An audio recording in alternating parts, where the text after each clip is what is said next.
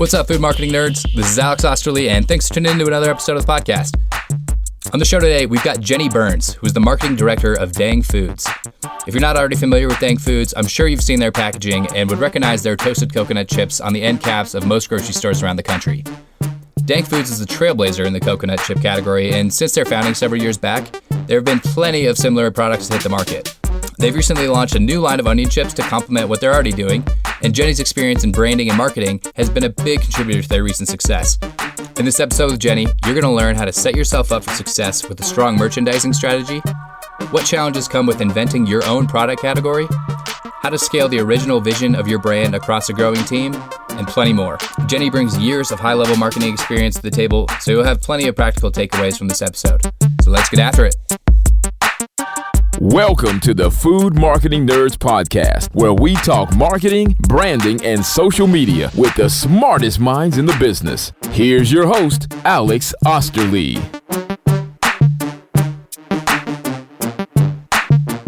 So Jenny, thanks so much for coming on to Food Marketing Nerds. Absolutely. Thanks for having me. So can you tell us a little bit more about Dang Foods and how you came into your role? Yeah, absolutely. So Dang Foods has been around for about 4 years now. I think we just celebrated our 4th Dangiversary this summer.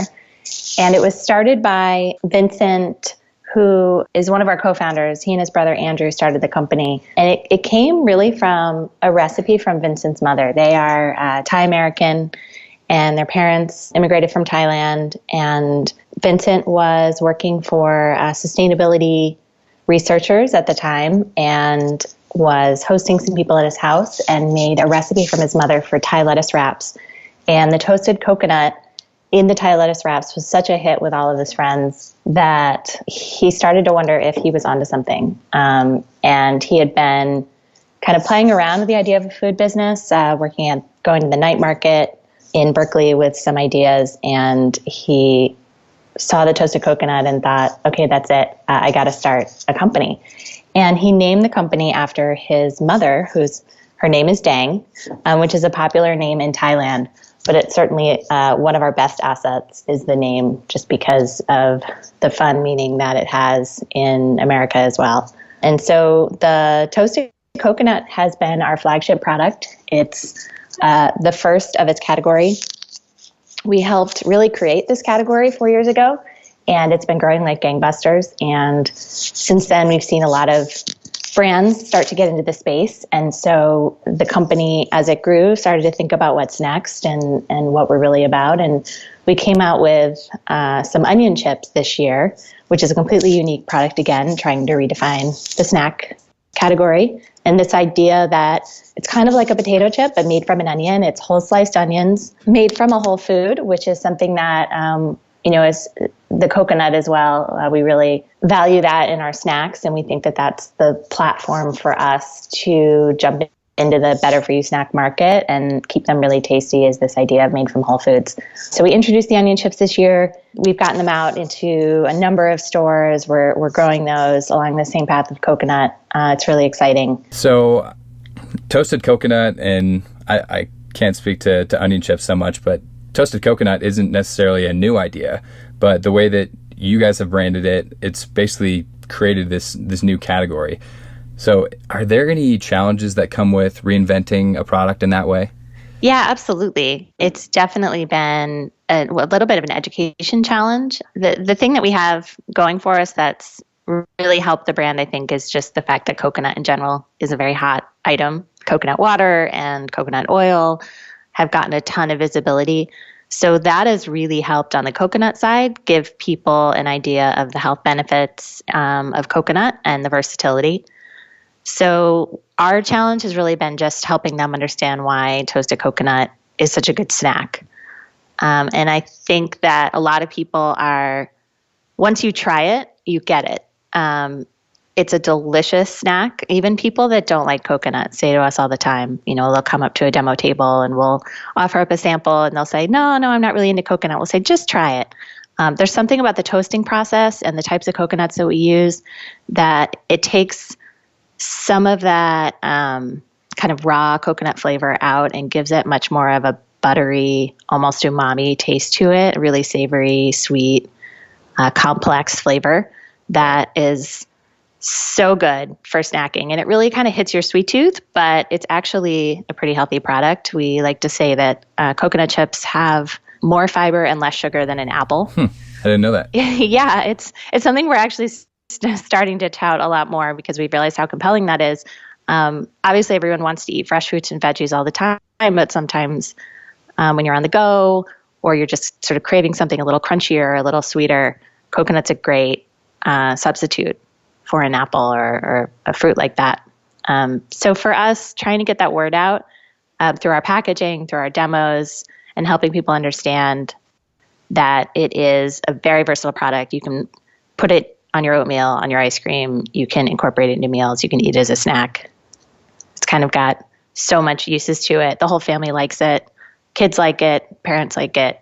It's definitely worth checking out for people. And so that's what we really do on the marketing side, is try and figure out how to get more people to try it, to understand its versatility and its benefits. And it really is a delicious product. I know I noticed it just on the shelves, seeing the name of it was what caught my eye. I use it all the time on top of salads to make a bland salad actually palatable. Oh, I like hearing that. A few of the guests, or at least one, has a not a similar product, but in the same category, just a healthy snack, where one of the issues they were running up against was the fact that people saw their product as more of an ingredient that they could use to bake or sprinkle into salads.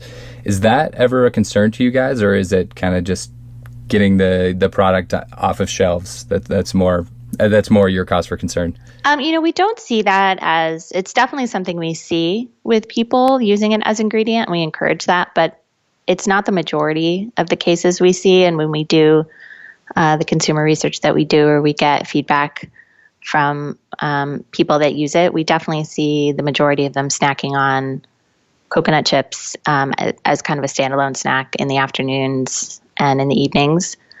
So it hasn't been a huge concern for us. It's something that we are careful of, definitely as I look at kind of our online content, and when we talk about it, the product on the back of the bag, we want to make sure people realize this is a standalone snack. But I think the fact that it's generally in the snack aisle, it's not in the baking aisle. So if you haven't heard of it, you're not sure where to find it. And that's definitely a challenge for us, trying to get it in the right aisle and make sure it's clearly telegraphed by the fact that it's, a single serve package that you're supposed to eat it as a snack. But yeah, I haven't seen that as like a huge concern. It's kind of a nice actual benefit of the product that it is that versatile. And I guess this next question has two parts, but what is the benefit of being a snackable item versus an ingredient? And how do you make sure that it has the right positioning within the store and on the right aisle? Yeah, so the benefit of being a snack is that the market is much, much bigger. So the business opportunity is much greater. Snacking in this country is incredibly huge. It's just growing by leaps and bounds every year. Since I think the 50s, basically Americans snack all the time. So the idea that if you're a snack versus an ingredient, you're going to open yourself up to a lot more people. With the aisle question, that's something that we actually will work on a lot with our sales team. It is one of our greatest challenges because you have very little control over where you fit in the store. And unfortunately, it's rarely a consistent placement across every store. As people in the industry know, it can be regional, it can be store by store. So some of the bigger retailers will have a national planogram and we'll be really clear about where we are. But for the most part, and especially in some of the smaller regional chains, we can be in the gluten-free set, we can be in the salty snack set, we can be in the healthy snack set, we can be in produce. So we work really hard to get a consistent placement because we think that's really important for our consumers to be able to find us. But if we end up in different parts of the store, part of the challenge then is to just get as many displays and as much promotional activity as possible so that people can find us and see us when they're shopping, even if they're not going to go down that specific aisle. And so first of all, I'm curious. I wonder why 1950 in the 50s just happened to be that turning point for America to really start snacking. Do you have any idea? I don't know that it was a specific turning point. I feel like it's been a gradual shift in American culture over time. And I wish I had the numbers for you. But it's certainly, we've seen the snacking industry just growing year over year, every decade kind of since then. And I think it has a lot to do with the way Americans eat, the way they're always on the go, the fact that people aren't necessarily sitting down for 3 square meals a day like they used to. They're working longer hours. They're busy. So snacking has gone from just this sort of small indulgence to very functional. People are looking, as you see, you can see all the brands out there that reflect that, that they're providing more in a snack, more nutrients, more benefits, protein, fiber, because it really does serve a much more functional purpose than it used to for people. Right. And so kind of back to the challenge of where your products are located on the shelves, and with your new onion chips, where do people typically find those in the store, or where do you see those placed most often? So for now, they've been placed near the coconut chips in kind of this healthy snack set that's different in a lot of retailers. It's kind of where you find the kale chips, the chickpea crisps, all the kind of alternative, kind of in quotes, alternative snacks to your typical popcorn, potato chip, tortilla chip aisle. So the popcorn and the potato chips, those are in the salty snacks aisle. And a lot of retailers have formed this new healthy snack set, which can be either at the end of the salty snacks aisle or in a completely different aisle, depending on the layout of the store. And our onion chips have been shelved in that aisle, I think partly because of the package. Right now they're in a pouch, and a lot of the snacks in that aisle are in a pouch. It's kind of amazing how the choice of packaging can dictate kind of where you fit. I think eventually we'd like to get the onion chips into the salty snacks aisle near, the Terra chips and the other vegetable chips that are out there, the potato chips. But for now, it's just a different size, a different format, and it kind of appeals to a more adventurous consumer that is looking to try something new. And so when they're in that healthy snack set, that's the kind of snack that they're looking for. But what's amazing about it is that when you try it, it sounds so interesting and it sounds so strange, and you think, onions? I don't know. But onion is the number 3 fresh vegetable in the U.S. Alone, but it's used in almost every cuisine. If you think about most of the cuisines and cultures around the world, onions are a huge part of the diet almost everywhere. So it's actually a very broadly appealing vegetable, and it has a really good flavor that people kind of forget about. So I'm going to send you some samples of the chips, because once you try them, you suddenly get it. You realize it's got more fiber. It's got 4 times more fiber than a potato chip, and it's got 1,000,000 times more flavor. And so suddenly you're thinking, wow, if I'm going to snack on a chip and if I'm going to have that kind of indulgent moment, this is actually a much better base for the chip than a potato. It's got more nutrients, and it's got more inherent flavor to it. So what can you describe what it tastes like? When I think of onion chips, the only thing that pops into my head is Funyuns, which I'm sure it has it's nothing like. No, it's similar, but it tastes much more like actual onion. It's got kind of this slightly sweet, tangy, crispy taste to it. I know crispy isn't really the flavor, but it's definitely part of the experience. And then we have a basic sea salt, but we have a salt and pepper, a chipotle garlic, and a applewood barbecue flavor. And so that adds kind of a little bit of flavor on top of that onion base. That sounds delicious. And raw onions are one of the few foods that I have a hard time unless it's in guacamole. So, and I have a feeling that I would really like these the way that you're describing them. I promise you'll like them. So you kind of mentioned the size and design of the packaging really leads to where in the store that your product is likely to be placed. And I know you have a background in design and branding with CPG brands. So what are some of the things that, I guess, can you speak to the strategy behind Dang's packaging and design and the size of the actual packaging itself? And then I guess what are some of the things that you think that you guys are doing really well as far as the design and branding? Yeah, absolutely. So the packaging themselves, the decision, it's made with a number of factors. Part of it is thinking through what's appropriate for the consumer and the occasion. The fact that most people haven't tried these products before, especially on the onion side, offering a huge bag of onion chips may not be the right strategy to get people to introduce. We definitely wanted to position them as a premium product. They are, more expensive than your average potato chip.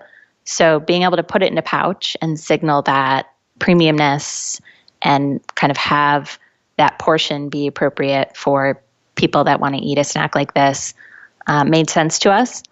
I think eventually as we scale and we look at bringing costs down on our side from production and we can balance out the margins better, we might be able to get it into a bigger bag. So there's financial and consumer pieces of that decision. And then the aisle, as you mentioned, if we're going to be in the healthy snacks aisle, then the pouch is very appropriate. It stands up. The nice thing about it is it stands up quite well. It's stiffer, so it acts as more of a billboard. It calls people as they walk by. If you're in a crinkly bag, it falls on its side. It's kind of tossed into the shelf with a lot of other bags. So the pouch has a lot of benefits, and it's resealable, which is nice for sure for people that aren't going to eat the entire bag when they sit down, although I know some people do. As we think about what we've done well, our packaging, it's funny, it's been such an asset for us over the years. And I say that knowing that we just are undergoing a rebrand right now, and we're working on changing all of our packaging for next year, for 2017. And there's some specific reasons for that. But I do have to say that the packaging that we had from launch until now has been incredibly successful for us. We hear from people all the time that they love the packaging. And it was designed initially to be very simple, especially with coconut. We're a company that has our roots in Asia. We still produce all of our products there and source our products in Asia. We have family ties as a company to Southeast Asia. And I think some of that inspiration trickled into the package when we first started for the coconut chips, a very clean, very simple, very refined, understated look. And it really helped people signal to people that this product was different. It was a kind of a nice tension in a way between the name Dang and kind of this in-your-face name, but a very quiet, refined look. And I think that intrigued people, and they thought, what is this snack? And they picked it up and they tried it and they loved it.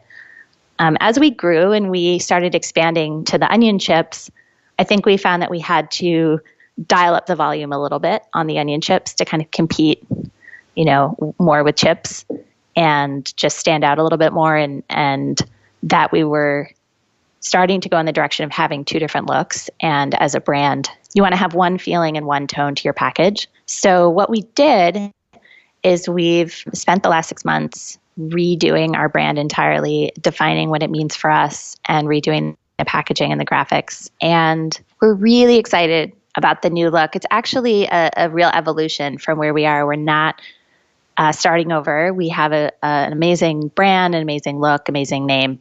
But some of the things that we were trying to capture a little bit more was this personality and this vibrancy behind the brand that we have.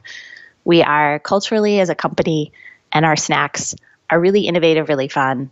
And we felt like the packaging just wasn't necessarily communicating that as strongly as it could. And what started as kind of this understated, refined, elegant packaging, as we move into more stores and move to people that maybe aren't as familiar with the category and with a coconut chip, we found that we needed to be a little more aggressive in capturing their attention and help them understand why a coconut chip over other snacks. So we've added a lot of color. We've tried to capture through the graphics kind of that wow moment that you have when you taste the product. That's something that we see all the time at events and at demos. People come over and they say, "Oh yeah, no, I'm kind of interested," or I've tried coconut chips before, or I've seen your product," and then they try it and they instantly go, "Oh my gosh, that is good," and then they say back to us, "Dang, that's good," and it's this amazing moment for me to hear them parrot back our own tagline. And we wanted to capture that and have that kind of visual, wow, engaging, fun moment on the package. So you'll see that in our new line. We also wanted to make sure people understood the benefits. We've talked a lot about the health benefits of onions and coconuts. We've added some more of those compelling health claims to the front of the package so people see it right away. And we've just created a system that can go across these two lines. We're actually coming out with a new product line in January, which we're extremely excited about. And it's just as new and innovative as our others. It's a sticky rice chip, and it's basically Thai sticky rice made into little sort of balls. and soaked in watermelon juice, which helps bind them together and adds just tiny hint of sweetness. And then they're crisped up and add some seasonings. We have kind of our original, which has almost like a sesame toasted rice flavor. We have a sriracha, and we have a coconut, which has our coconut chips in there. And it's a snack that's really popular in Asia. People buy it at the airport in Thailand and rave about it. And we wanted to bring a version of that to the US for consumers, again, to kind of have a yummy, delicious snack, but still made from a whole food, still with simple ingredients. So that was part of the redesign as well, as making sure that the system that we had stretched across these very different bases, this sort of coconut, onion, and rice, and anything in the future that we do, and still felt like one brand and one voice. Can you walk us through the process of what went into finding a system that was cohesive across all these fairly different products, but same brand? Yeah, I think the biggest thing was first trying to reset our mind into what we were as a company. I came on just as we were starting this process, and I think that was exactly the right timing because I do have a history in brand strategy and brand design, and I could kind of bring that outside perspective of what I thought the company really stood for. But for us, a lot of people just know us for the coconut chips. And we have a lot of competition in the coconut chip aisle now. You know, we may have started it, but if you walk down that aisle, you'll see at least 3 or 4 brands consistently next to us. And there are plenty of more smaller ones starting to nip at our heels. So we looked at where the category was going and we thought, what makes us different? And we found that a lot of brands were kind of going for this more very simple, unprocessed, almost naked approach, if you will, raw, naked approach to their chips and their products. And for us, that wasn't necessarily what we're about and where we're headed. We kind of consider ourselves like a curator of these really interesting Asian snacks that we bring to the US. We are not, we thought about how that factors in. Are we a Thai or Southeast Asian brand? And we realized that no, we're much like our founders who are first generation Americans. We are an American brand. We're a global brand. We're very much about these different influences. We might have an onion chip as a base, but the flavoring is a barbecue flavor. And it's quickly becoming one of our top flavors. And so we think that our audience wants that snacking experience that brings together these different cultures, these different cuisines, and likes that element of discovery. So for us, that was when we kind of honed in on that, like what makes our company different. And it is that we are a collection of people that are always looking to kind of reinvent snacks, bring new experiences to that, and make them as dang tasty as possible. I mean, we really consider ourselves the best tasting chips on the market. And we want people to understand that they don't have to trade off flavor and a delicious taste experience for, those health benefits. So we took that and we put that into, your standard brand sort of positioning document. And that was the brief. And we worked with an agency to redesign. It's the first time we've worked with an outside agency. So that was fun and scary and exciting to have our brand in the hands of an agency. I come from an agency background, so I definitely, I knew the positives and the challenges that go with that. But they were incredible. They really took care of our brand. They were very invested in it, and they wanted to succeed as much as we did. And so building a platform for all of those snacks, I think it was pinpointing those few elements of innovation and delight and taste and bringing those to the forefront. And that brings up another question, just hearing you're from the agency side, now in a position where you're working with an outside agency. What are some of the benefits and then what are some of the challenges that you guys experience in this particular project? I think that the hardest thing in working with an outside agency, and this goes for any agency, not just a design firm, PR, and anybody, is that the work is often dependent on a really clear and succinct brief. That piece of the process is actually the most critical and most important to getting out the best outcome. And that is actually the hardest thing to create because you realize how clear you have to be in your vision. You can't be waffling. You can't be thinking, well, let's just explore 3 different routes because you just don't have the money and the time to do that with an agency. Agencies bring a team of experts. They're expensive. And so you have to maximize that time as much as possible. And so we spent a lot of time with our agency on the brief. And I have to say that one of the challenges is that as we went through the process internally, we didn't always agree. And, some of that is you have these founders that started the company. It's obviously very dear to their heart. They have a vision for where they want to go.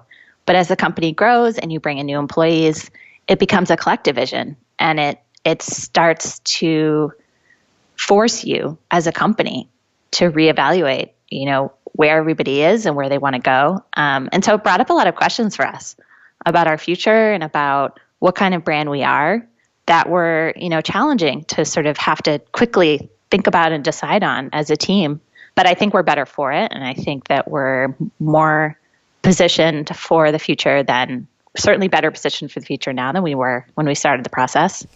And so you have this new design, the new packaging and new designs rolling out here, and then the launch of your new rice chips. Dang is still, it's a successful company, but still a startup.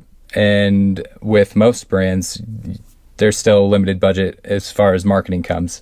So what have you found to be the most effective in getting the word out there and actually educating your consumers that this is a new type of product? Hey, this onion chip is actually delicious, or that we have a new product rolling out.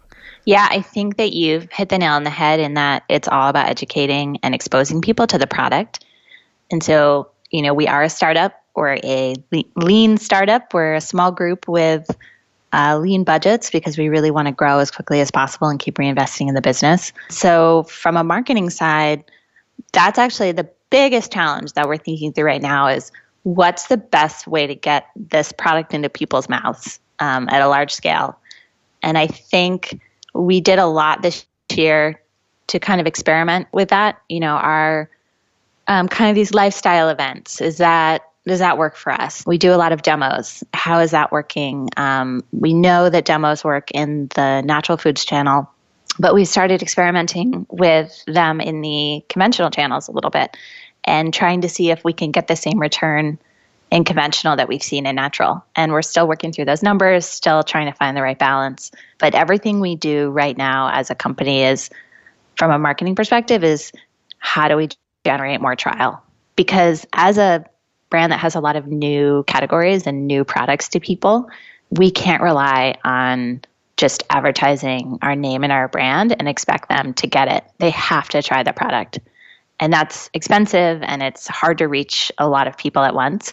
So we're just constantly kind of investigating and brainstorming new ways to do that. And so just kind of transitioning from in-store to online, I see that you guys have a ton of great visuals across all the different social media channels that you guys are on.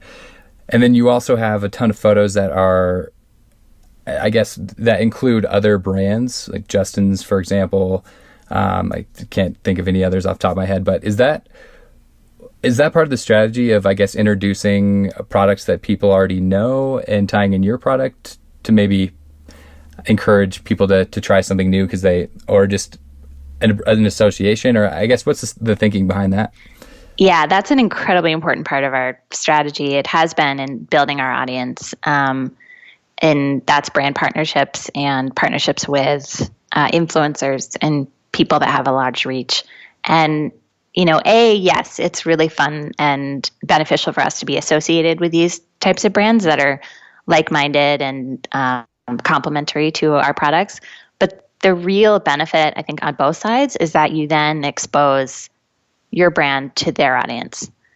And so you have this kind of efficiency in that you're creating a lot of content between you and other brands. You get to rely on other brands to help in that content creation because content is time consuming and it's expensive. And so having partners that can help create content for you or with you is incredibly helpful. And then you also reach their audience and they reach yours and you gain new followers and engage people that way. So on a small budget, having brand partnerships and influencer partnerships has been huge for us to help grow our audience. I think as we look to the future. It's still obviously going to be a huge part of what we do because it is so effective in reaching people and in generating new content for us. But because we've redesigned our brand and we've really thought about who we are, we want to make sure that we're getting our voice out there as well to our audience and really bringing people into what we're about in our own original content.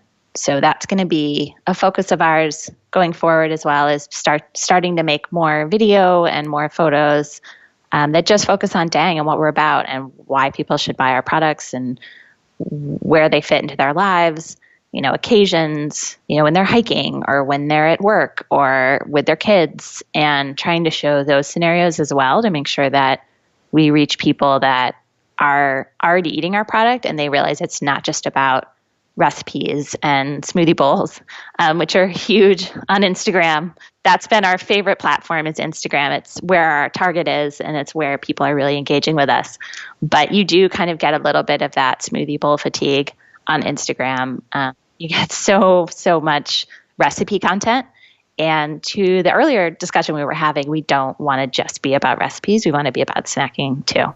And are you guys able to measure? I mean, I know measuring the effectiveness of social media is extremely difficult and kind of a gray area. There's just a lot of ambiguity between where are people first discovering the product, et cetera.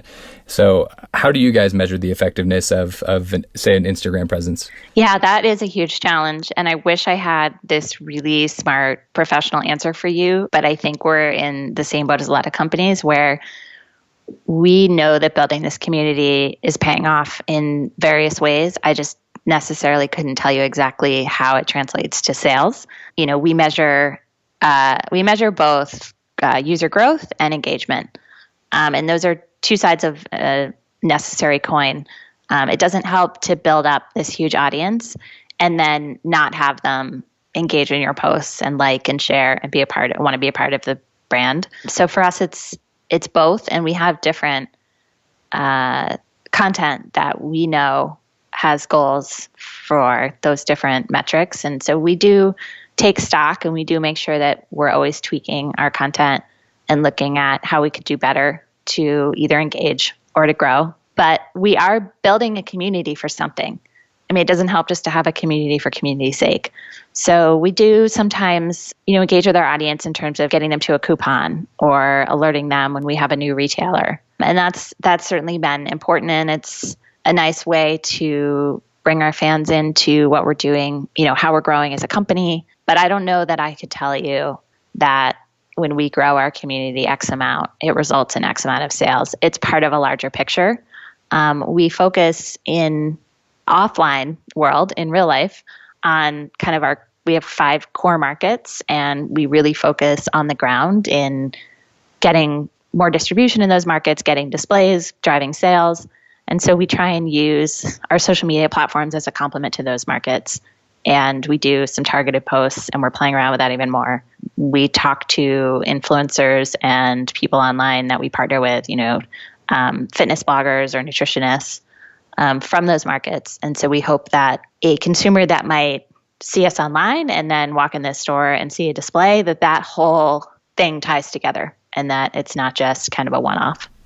Right. I think it's tough to measure, but I think the rise of this strategy of actually going out and paying influencers, not saying that you guys are doing that. I mean, so many brands are doing that, but the idea being that some of these influencers command $100,000 to do a video on their social media channels, and it's essentially that same idea of building up that community that's worth that much visibility, except it's your own community and your brand. So I think there's a funny split going on that people are willing to pay for that visibility with influencers on another channel, but sometimes fail to see the value in building up a community on their own social accounts. Yeah, and I think it depends on what kind of brand you are and your audience. I've seen lots of brands that do pay for that, and that feels appropriate with, the scale and the scope of their brand, and they're partnering with influencers that have kind of a similar scale or scope. I think you have to just be true to yourself. We are a startup, we're a small company, we're a family-run business. I think people like that, they connect to that. And so we don't necessarily partner or pay money for that kind of exposure because we just feel like that would look slightly inauthentic. Almost everything we do is earned. And we spend time cultivating relationships and building up a presence that feels just genuine, that people that we partner with love our products, are excited about them, and they serve as those brand ambassadors for us, and we get exposed to their community, and we get that genuine kind of endorsement from them, and we feel like that makes sense for us. But it's different for everybody. So I'm curious, as far as building out kind of these organic partnerships, as far as partnering with other brands, what does that look like from an outreach standpoint, or building that relationship to actually, I guess, partner on content? Yeah, I mean, it's a small industry. A lot of people know a lot of people. It's part of it is just, chatting with other brands. We do reach out to some that we don't know.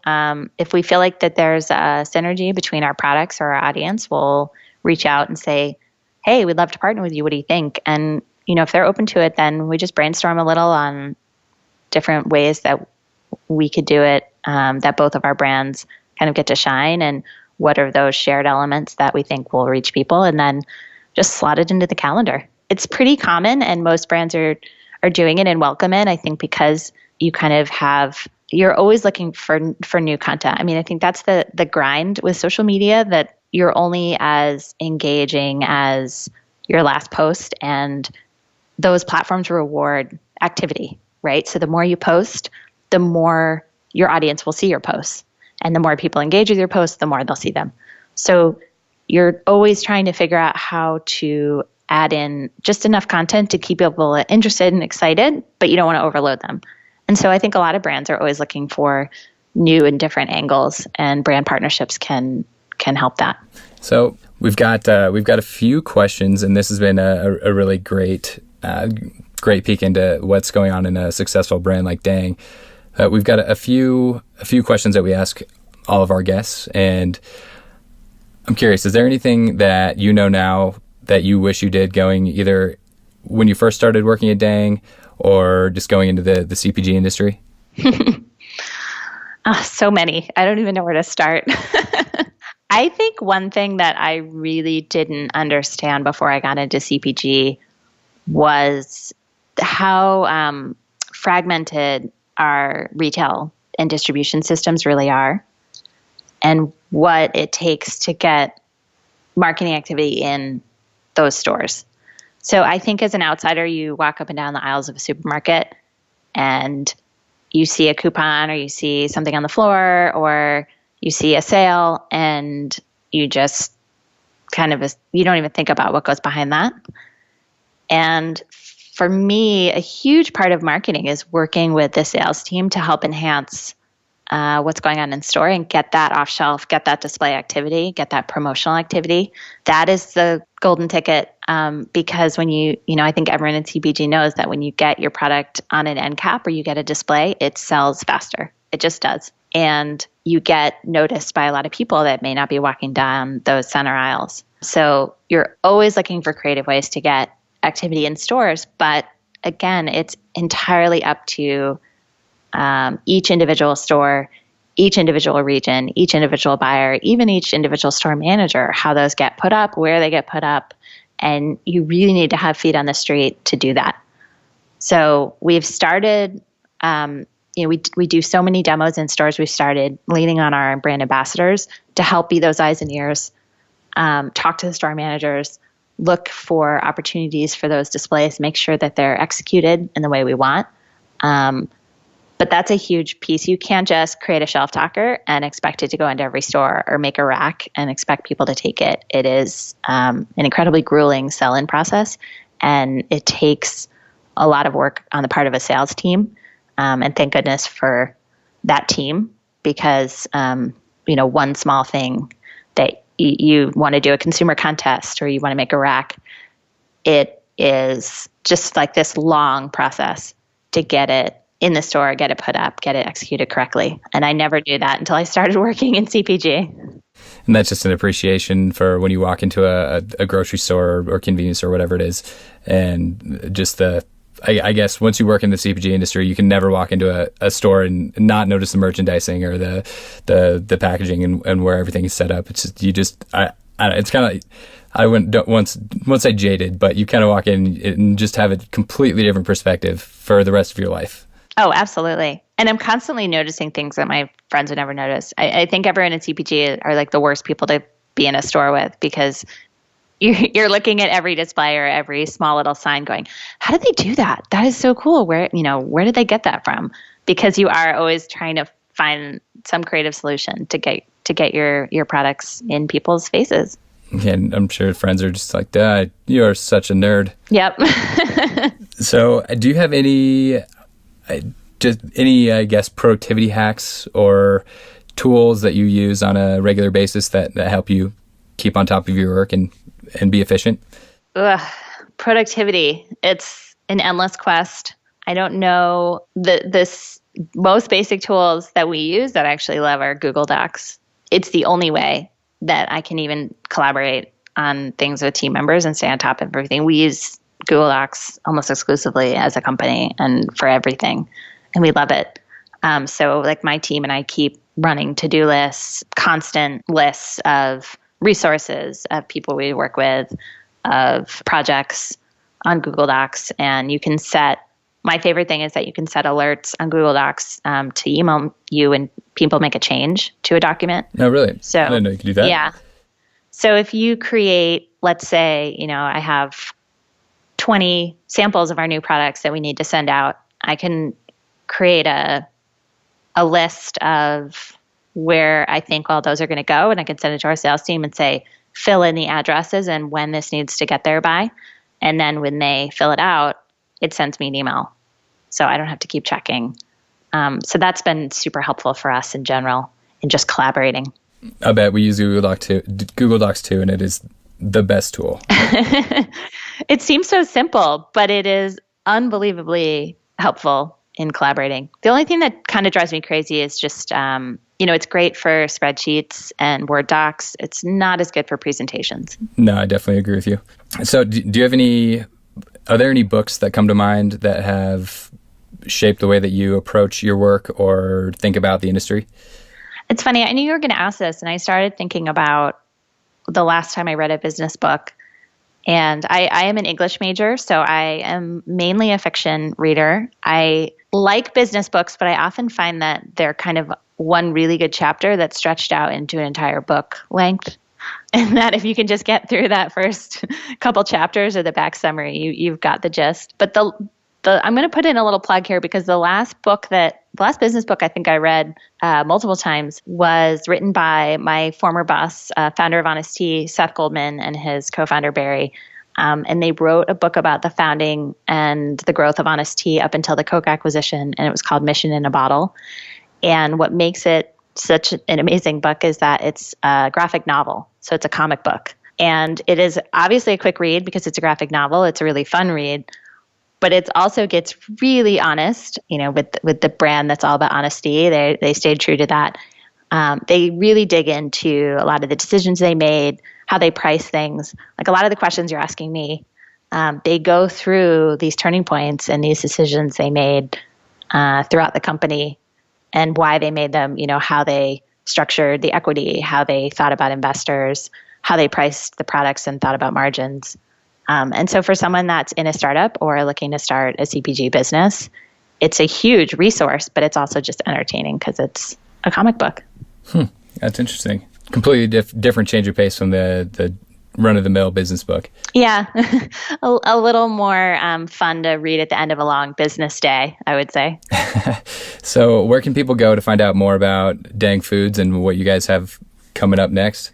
Well, they can go to dangfoods.com, and we're actually in the process of redesigning it right now. So hopefully when this airs, you'll have a brand new brand experience that you're looking at. Our social channels, we're very active on Facebook, Instagram, and Twitter, and we're at Dang Foods. And you can go to the store shelves and see our products in Target and Safeway, and now we're in a number of Costco regions and Whole Foods and Sprouts. So I think now that you've heard about Dang, you're going to start seeing it everywhere because it's such a memorable name and brand. I know the first time I ever saw it, I immediately stuck into my head. I was like, those dang coconut chips over there.